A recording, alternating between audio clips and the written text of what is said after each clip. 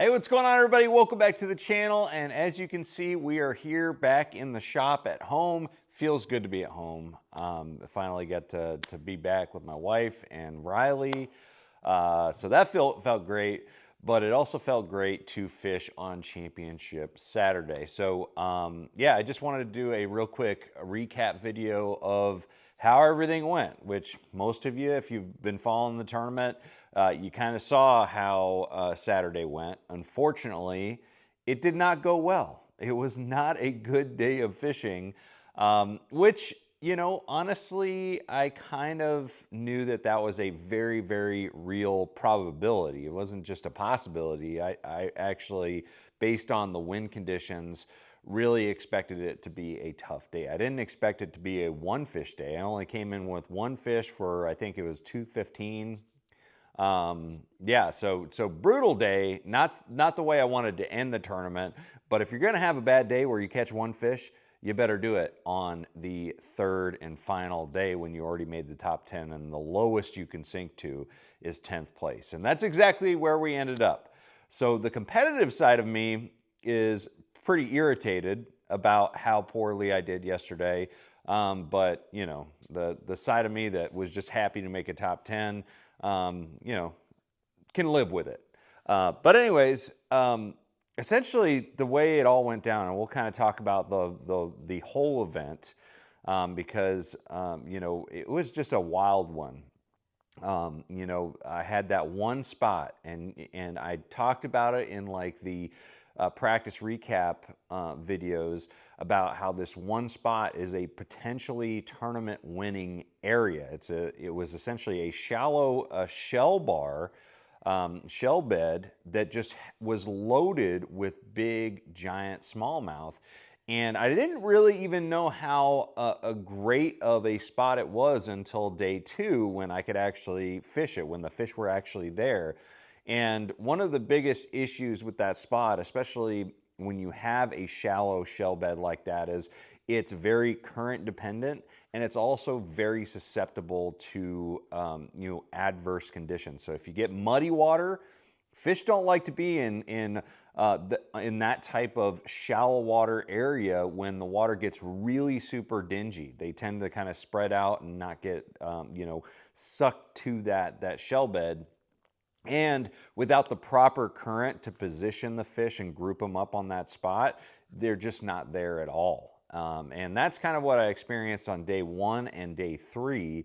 The first day, it was all because we had that west wind that was pushing that really, really thick mud line.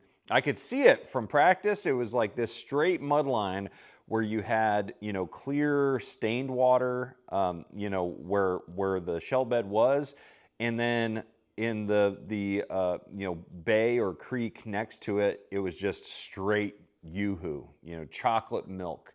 And so that west wind really pushed all that mud onto that spot. And so the fish just weren't there at all. You know, I could see on Panoptix Live Scope whether or not the fish were on the area. I fished it pretty thorough, even though I didn't see them on Live Scope during day one, that first morning. I even checked it in the afternoon. They just weren't there. And I didn't think, and that day I had to just go scrap it up, you know, with a shell diving crankbait, little flat-sided. You know, caught 14-11. I was happy with that. But day two was the really special day, obviously. I went back, as I was driving past, I noticed that the mud line had got back to where it was in practice, you know, and the water clarity was absolutely perfect on that shell bed. And ended up going there and just absolutely destroying them. The footage is going to be fun. I'm a little bit disappointed, a lot disappointed, because most of my best fish catches, I looked down at my chesty mount and it wasn't even running. I don't know what happened, but most of those first initial fish catches I didn't get, but I did get some of some good fish catches once I realized that I wasn't recording. but it was just insane. It was just so much fun. Again, caught them all on the square bill. I'm going to be doing a, or not square bill, but the flat-sided crankbait. I threw the Fritz side and a evergreen tackle, a flat-sided crankbait. All of the fish that I weighed all week were on those two baits. So again, we're going to do a full breakdown of the tackle I used and how I approached everything in another video. But this is just kind of a general recap of, you know, the event. So caught them really good. Obviously, I had 4 fish over 5.5 pounds, all smallmouth. I had a 3.5 pounder that I should have just gone ahead and got rid of, but I was afraid that you know, I would damage my potential for catching another big bag the next day by just beating up the school. So you know, I've had that situation before where I try to manage fish and it just ends up, you know, backfiring on me. In hindsight, I should have just gone ahead, knowing what the wind was going to do on the final day. I should have just gone ahead and just, you know, caught everything that I possibly could and came in with even bigger bag. I mean, the potential for me culling up another 1.5 pounds was actually pretty probable. It was pretty big. You know, because that 3.5, you know, there's a lot of 4s, a lot of 4s and halves and 5 pound class fish there. And should have just gone and burnt the place down. But anyways, it still was an amazing day. Big bag of the entire tournament and all smallmouth. I can't believe that I caught 25, almost 25.5 pounds of all smallmouth on the Tennessee River. Wild. Just absolutely wild. So really, really cool day. And the next day, you know, the final day, yesterday, you know, obviously I was hoping and praying that I could get back on that spot and those fish would be there, be positioned right where they need to be. But as soon as I got out there, you know, we had like a 15-mile-an-hour sustained wind out of the north, which on Kentucky Lake, the current is running north, and so that north wind was pushing against the current, and not only did it muddy the area, but it was stalling out the current to where you just weren't getting the good current flow in that shallow water. And so it was pretty obvious when I got there they just weren't there yet. But the wind was going to die down throughout the day. And so I was hoping that maybe the current could kind of, you know, start pulling a little bit.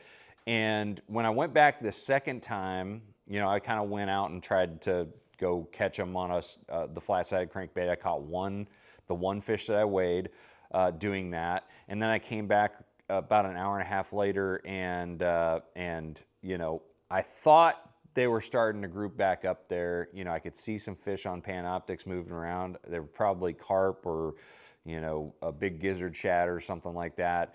They might have been bass, you know, but they just weren't grouping up in that spot. And until they group up in a spot like that, they really don't eat. So it's not like you can just catch random fish generally. They have to be grouped up there, because when they're grouped up, that's when they're in aggressive feeding mode. But when they're just kind of milling around, moving around, they're really not in a mood to eat anything. So anyways, that kind of gave me a little bit of hope that if I waited another hour and a half while the wind calmed down a little bit and while the spot got even clearer, that I could you know, potentially come back and it'd be loaded again. And I tried it one more time around 12:30 and it just wasn't happening. I was probably a few hours out from, you know, the wind calming down enough to where the current can actually start moving again and those fish regrouping. But I just ended up wasting a lot of time doing that. Ran, you know, as many of the transition banks and pockets and creeks that was my flat-sided crankbait pattern outside of that one spot, and just couldn't get it going. That was very frustrating, because I was fishing some really good areas that you should be able to you know, catch a few, you know, fish, and just wasn't getting many bites. And when I did get a bite, it would you know, be on for a few seconds and then come off. You know, I had that happen probably 4 or 5 times. yesterday. So overall, it was a frustrating day, but not unexpected. And the competitor in me is not happy with the day, but I also just need to be thankful for, you know, being able to have one good day on that spot that I found. I would be so disappointed if I find just one of those absolutely classic hidden gem spots that's just loaded with big fish, especially big smallmouth, and I never even get a day during the tournament to fish it. So obviously catching 25, nearly 25 and a half was just amazing, incredible.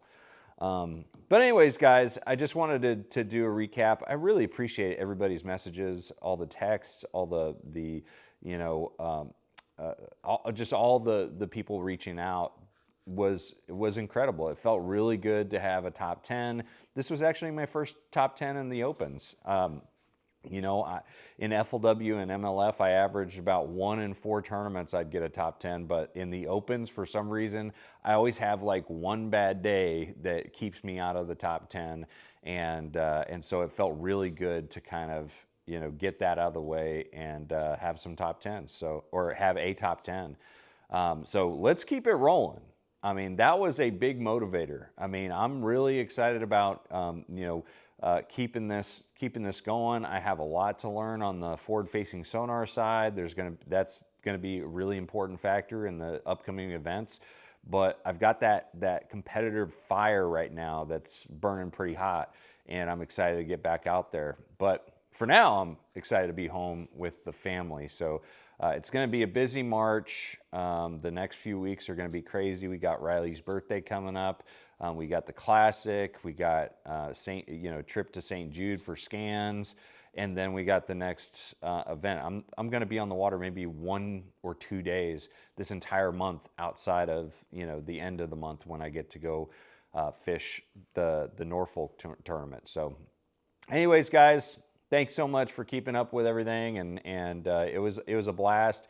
It kind of ended with a little bit of a you know, not so great day, but still, from what I was on, you know, it was just a great to be able to get a top 10 out of it. So thank you guys so much. If you're interested in all the fine details of the presentations, you know, the baits I was using, the tackle I was using, and how I approach the areas, I'm going to be doing videos on that in the upcoming days, and I'm also going to do some recap videos. I'm going to look at the footage, see if it's even usable for most of that, and then put whatever I can out there. It's hard to do tournament recap videos with when you miss a lot of footage.